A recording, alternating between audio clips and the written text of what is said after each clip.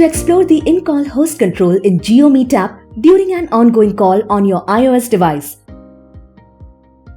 tap on the participants icon and enter the participant's name to add a new participant to the ongoing call.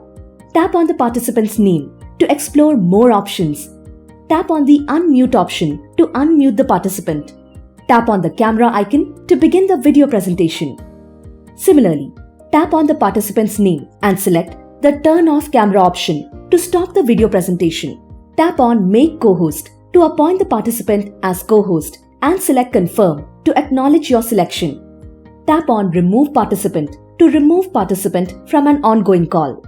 When there are no participants on the call, the app will pop a message stating you the same.